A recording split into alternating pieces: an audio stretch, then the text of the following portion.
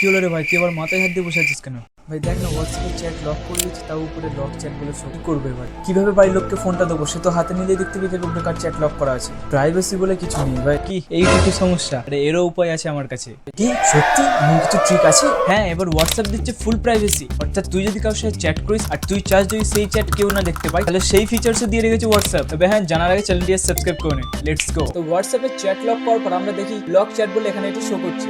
এটিকে দূর করার জন্য আপনাকে সিম্পলি এই লক চ্যাটে ক্লিক করতে হবে। এখান থেকে লক চ্যাটটি ওপেন করার পর থ্রি ডটে ক্লিক করে এখানে যে চ্যাট লক সেটিং আছে এখানে ক্লিক করবেন। এখানে ক্লিক করার পর এখান থেকে হাইড লক চ্যাট যেটা আছে এটা অন করে দেবেন। অন করার সময় আপনাকে এখানে সিক্রেট কোড ইউজ করতে বলবে। এখানে আপনি ক্লিক করবেন, আমার অলরেডি কোড দেওয়া আছে, সেই কোডটি আমি দিয়ে দেবো। এখানে আপনি একটি সিক্রেট কোড অ্যাড করে ডান করে দেবেন। তো আপনার কাজ শেষ। এবার এখান থেকে ব্যাক করে বেরিয়ে গেলেও আপনাকে উপরে আর লক চ্যাটটি শো করবে না। তো এবারে আপনাকে ওই চ্যাটটি ওপেন করতে হলে এখানে সার্চে ক্লিক করে সেই কোডটি অ্যাপ্লাই করলে সঙ্গে সঙ্গে আপনার সামনে সেই চ্যাটটি চলে আসবে। বাহ, থ্যাংক ইউ ভাই। এবার আমি আমার ফোনটা সবাইকে দিতে পারবো। আর আমি কার সাথে কথা বলছি না বলছি কেউ বুঝতেও পারবে না। আর হ্যাঁ, এই ট্রিকটি অ্যাপ্লাই করে আপনারাও নিজেদের প্রিয়জনের চ্যাট একদম প্রাইভেট রাখতে পারবেন, ডাবল সিকিউরিটির সঙ্গে, তাও আবার হোয়াটসঅ্যাপে। আর এইরকমই টিপস এন্ড ট্রিক আরো আসতে থাকবে এই চ্যানেলে। তো এর জন্য চ্যানেলটি সাবস্ক্রাইব করে নাও।